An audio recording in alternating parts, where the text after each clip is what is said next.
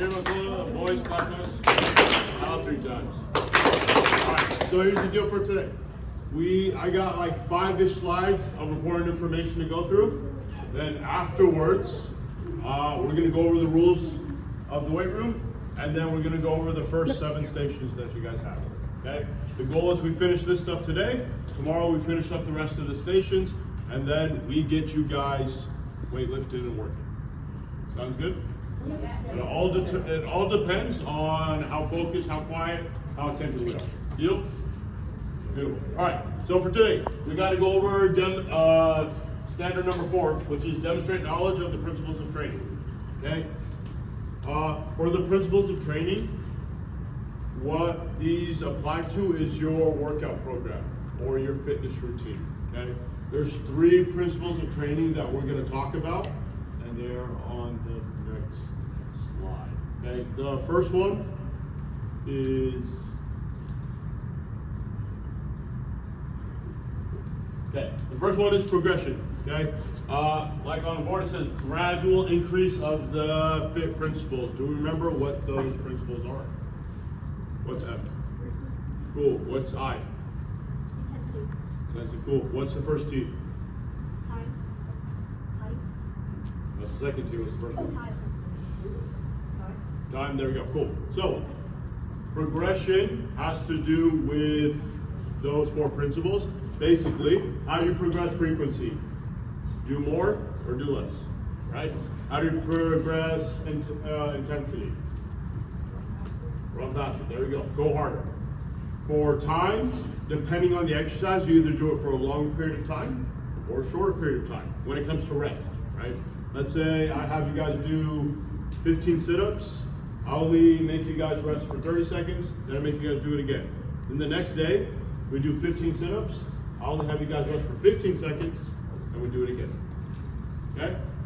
And then for type, let's say you start with body weight push-ups for your chest exercise. How we progress that, I make you guys do bench press instead. Now you guys are doing weight, and you're adding an extra layer. Cool?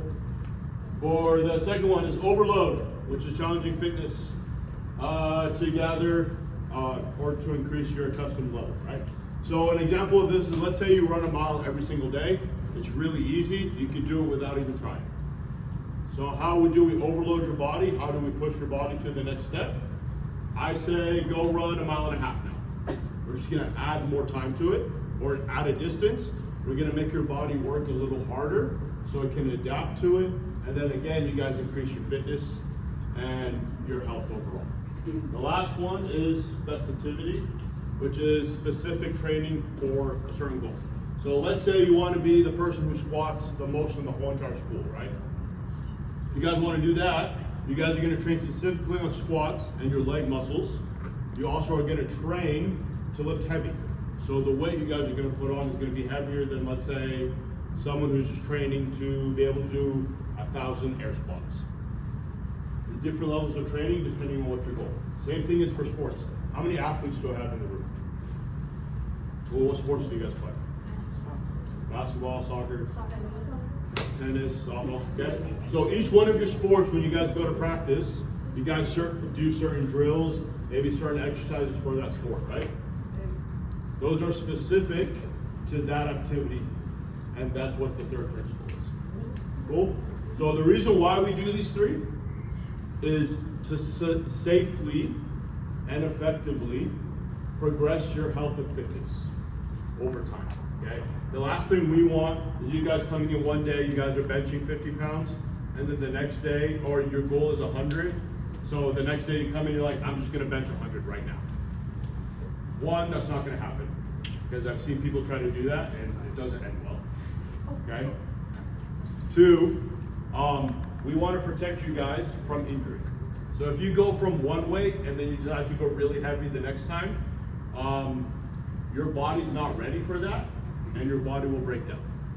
And you might not feel it now, but as you guys get older, that's when it starts to come back in quickly. Okay? So you follow these steps, you apply it to your fitness routine, and makes you reaching your goal a lot easier and safer. And you'll become and continue to be fit and healthy as we go on through life. Make sense? Yeah. Cool. All right, so here's the fun part. Now we're gonna go over the rules and procedures in this class. There's a few things that you guys need to keep in mind, okay? One,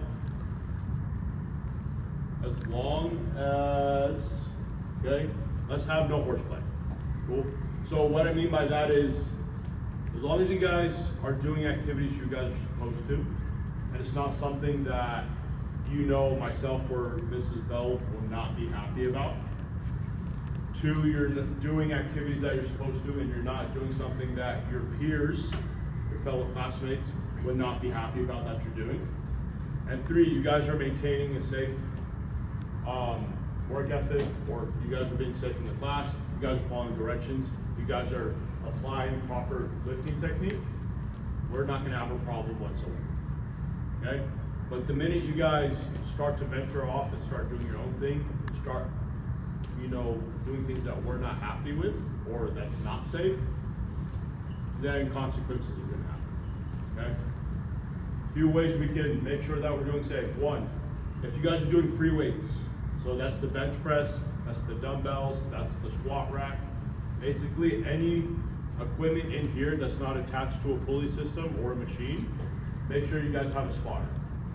Reason being is that spotter is there to help you out and protect you. So if you're on bench press, your spotter's behind you. Your spotter, if you are the spotter, you are paying attention the whole entire time.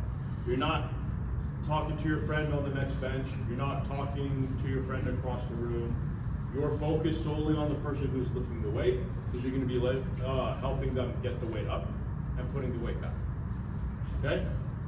Two, when we're using the cardio equipment in the back, whether it's the treadmill, the elliptical, the bike, you guys are not to go above the speed of 6 or something similar to that, okay?